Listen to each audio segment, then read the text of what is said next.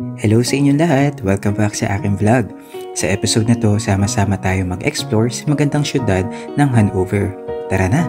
Pero ngayon, kailangan ko na magmadali dahil hahabulin ko yung train. Meron na lang akong 20 minutes.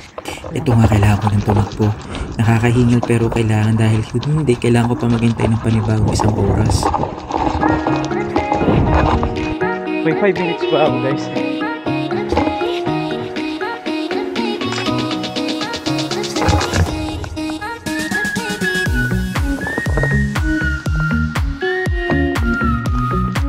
Buti na lang nahabol ko yung train dahil may delay. Kung hindi, kailangan ko maghintay ng isang oras pa nito.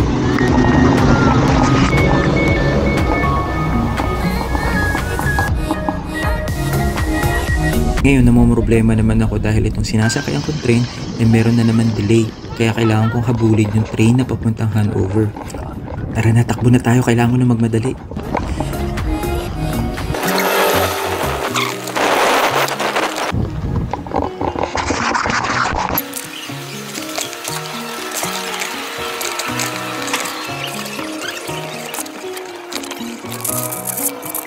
Sa wakas, nasa Hanover na ako pero may kaunting aberya. Nagkamali ako sa pagbubok ng kwarto at wala akong nakuhang kwarto para sa mga kasama ko. Halika, samahan niyo ako, kailangan ko muna mag-check-in para makuha ko sila ng kwarto. Box Hotel nga pala ang tawag dito sa hotel na tinutuluyan namin. Itong building na to ay maraming na maliliit na kwarto pero sulit na din dahil hindi naman lagi ikaw mag-i-stay dito sa kwarto, 'di ba? Yung kwarto na to ay may 2 kama, isang shower room, pero yung CR, yung blower ay shared na siya, so nasa labas siya.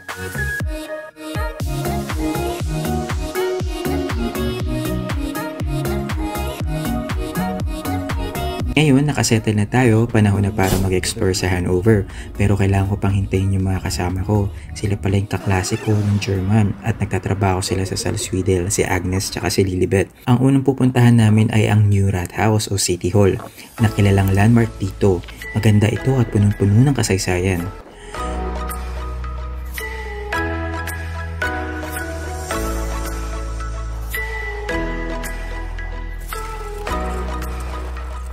Sunod naman, pupunta tayo sa Maxi. Sea ang tawag sa lake dito sa German. Isang magandang lawa sa Hanover ngayon. Mas masaya at masigla dito dahil nagtirihong sila ng Maxi Fest.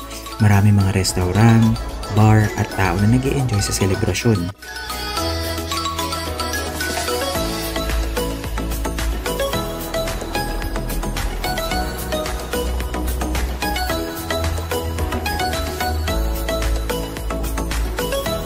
At meron pa nga nagpa-practice dito ng mga dragon boat races. Mukhang lalaban yata to sa Olympics sa Paris next year.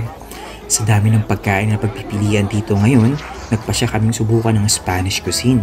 Nag-order kami ng paella kasi namimiss na namin ng Pilipinas at mga seafood.